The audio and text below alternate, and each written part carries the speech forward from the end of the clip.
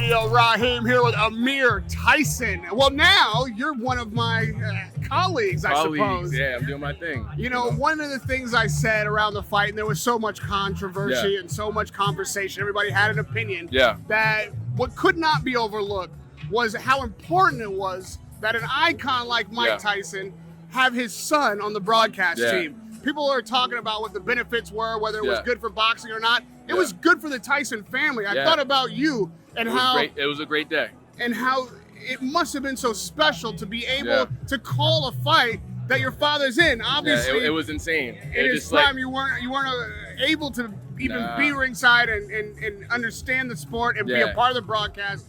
But before we talk about the night, talk to me about that. Being a young man and having a father so famous, having gone through so much. What did you understand, and when did you come to realize who your father was and what it meant? I mean, his last fight. Remember he had his last fight in D.C. with Kevin McBride and stuff like that? When I saw, like, paparazzi and all these people, like, chasing him after, I was like, oh, he's a big deal. You know, I'm saying, like, now I see why he's a big deal. Like, I'm a young kid. I'm looking at it like, why does everyone care about him? But then you're young, you start getting older, you understand, you know? Okay. Yeah. Did you understand what it meant that his career was ending at the time? Because, you know, athletes, they put so much into what happens in the ring, what happens on the field, that a lot of times the family doesn't get the attention, especially the son doesn't get, you know, the father's full and undivided attention as you would think. That comes with being an athlete in any sport, you know? Any sport, you're an athlete, you have time away. You're not going to be with your family all the time. And, you know, as a kid, you don't really understand that. But as you get older, you get more mature, you see different sides to it, you know? So, like, as I got older, you understand. When you're younger, you don't really understand. How old were you at that time for your dad's last? I was 8 years old. I was turning 8. You were turning 8. Before the Jake one, I was turning 8, like in 2 months. So I was 7 going on 8. That's right when you're starting to understand things and get, okay, these are what adults are doing, these are what kids are about. What was that like? I mean, obviously it's a tough time for Mike. Yeah. What was it like for you and your relationship with him? At 2005, like during that time? When you were 8, like from 8 to 15, those years. It was good. It was cool. You know what I mean? Like you know, different stages in life. He was going through things. We were going through things. But like as I got older, you know, our friendship and, you know, father-son relationship blossomed. But like, you know, you can't really blame someone when they are a professional and they're doing their thing. You know, it just comes with it. But as you elevate in age, you understand it more, you comprehend it more. You know what I mean? So, yeah. Did you ever think about being a boxer yourself? Was it like, you know, I want to follow in my father's footsteps? Or was it like, I don't ever want to do this? It put him through so much. No, I'll be honest with you, right? So my whole life I wanted to. You know, but my mom and dad were just like really against it. My mom, she's a doctor and she's just a mom, you know what I'm saying? And my dad was just like, I don't want you to go through what I went through, working all that, going through all this shit, you know what I mean? So he's like, I did it so you didn't have to do it. You know what I mean?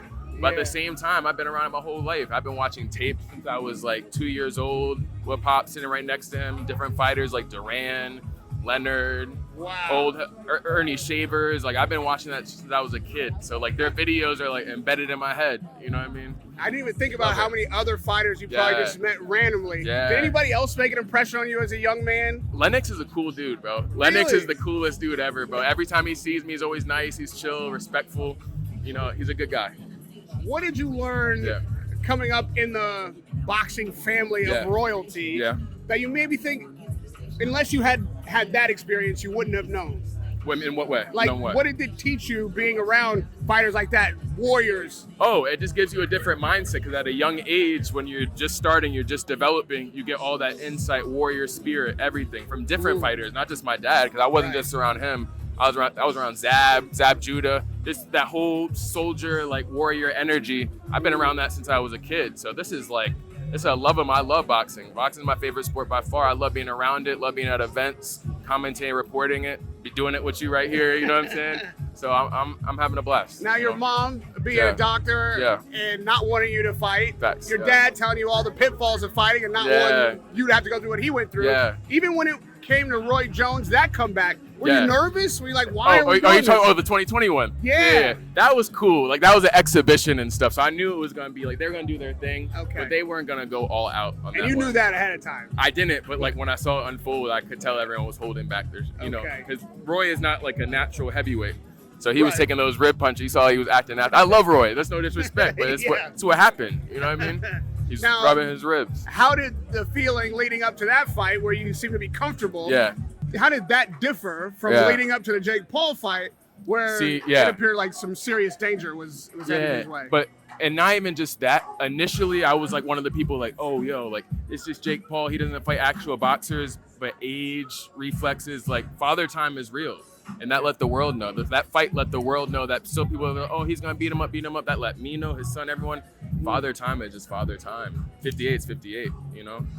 While the fight was I was proud of him, though. I was proud of him for doing that. Because, he could have gone down. He went 8 rounds, bro, at 58. So I mean, those of us respect. Who call the fight ringside or who do these post-fight interviews, we might like a guy, we might have a favorite fighter, and I've covered some people their whole career, so I don't want anybody to get hurt. Yeah, of course. But it's not personally invested, like it's not my dad or my brother or my son up there. Yeah. How did that feel, having to be a part of the broadcast, but also knowing that's your dad? It was cool because Netflix, they gave me that opportunity.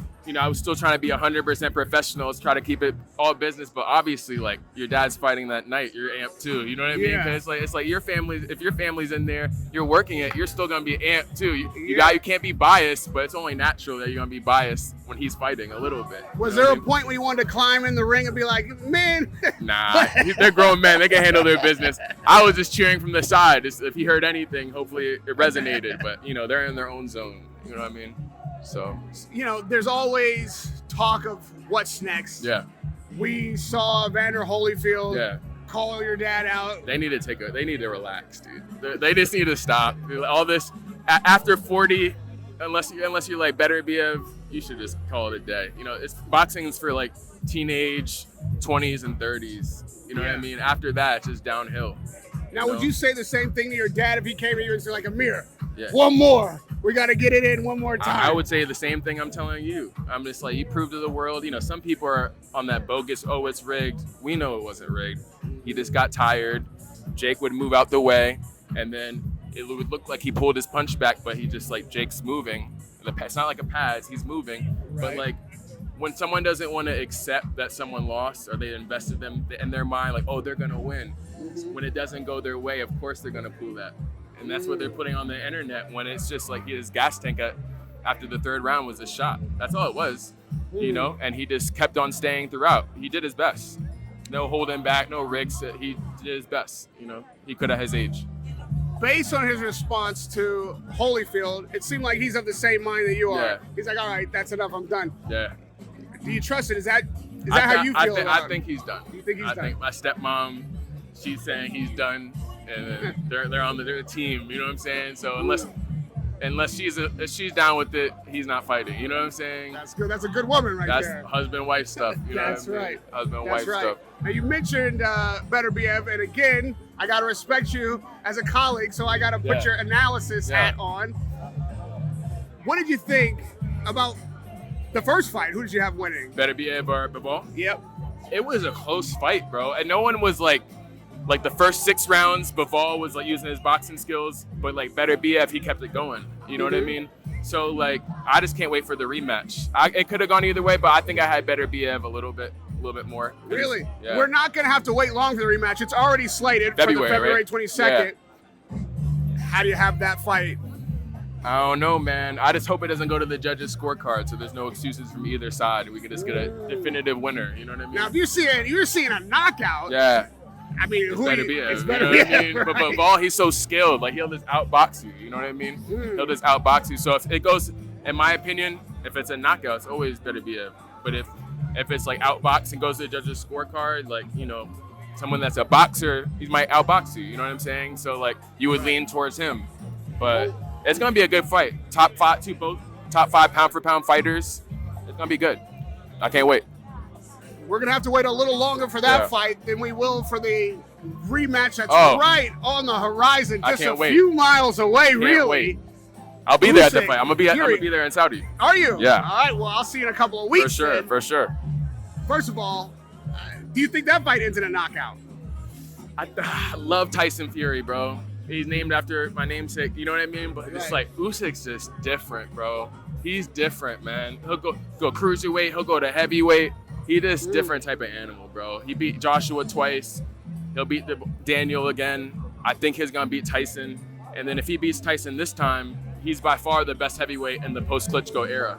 You know what I mean? Right. In my opinion.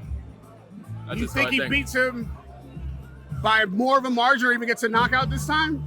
It depends on the strategy of Tyson Fury. It depends on, because the Crunk Gym, they're always heavily offensive, ready to go, take it to you.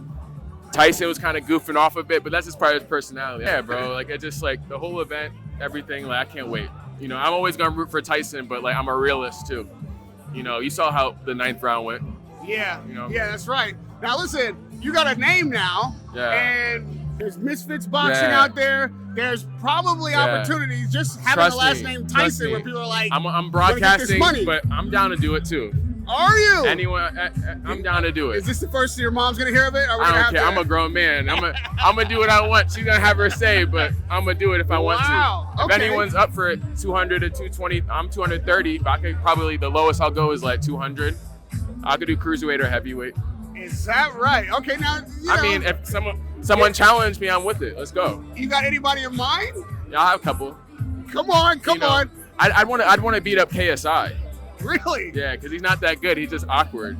But that's what makes him difficult, because he's so awkward in his fighting, his stance, and like his style, and everything like that. I'd want to fight all of them. I want to do a broadcasting thing, and if someone will be down with that, I'm down to partake too. The money's right. The money's right. I'm not gonna do it for no chain. You think you can fight KSI and commentate your fight at the same time? I don't know how would that work? I'll be in the ring and then being like, have one of these little lob mics. Yeah. But yeah, bro, all that shit's fun. I love boxing. I love being around it. I love the sport. I love the game. But you do train boxing then? Yeah, I train. I go to the gym. I've sparred before, everything, man. So like. Really? Yeah. And you think KSI is overhyped? I mean, it's nothing. I have no problem with KSI, any of these guys, but I'm just saying, like, they're nothing too special when it comes to boxing. There's no disrespect. That's just my opinion as a man. Is there something special in your bloodline that makes you more dangerous than anybody who isn't named Tyson? I'm gonna be real, right? Actions are always gonna speak louder than words. I'm not gonna hype myself up or anything, saying, "Oh, just because I got the blood."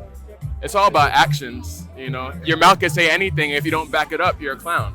So it's all about actions. Now you travel the world. Yeah. You might run into KSI. I don't care. Here or there. I don't fear any man. I'm with it. When you step to him, make sure somebody's recording. Yeah. And you send me the video. I don't fear anybody, man. Oh boy. Okay. All right. And lastly, listen, we can't walk out of here without talking about the fact that we are at the IBA. Yeah. The champions fight is happening. Great atmospheres, beautiful vibes. Yeah, you've been all over the world. How does this vibe in Dubai compare? Good. Dubai's my favorite. I've been all over the world. I've traveled everywhere, different cities, different continents, but Dubai's always been my favorite city. Dubai and Miami. Those are my spots. Okay. My top two loves, city-wise. You know what I'm saying? And you gotta be looking on Friday night at the card and seeing like who might be a warm-up fight for you. Yeah. Honestly, bro, I'm down with it.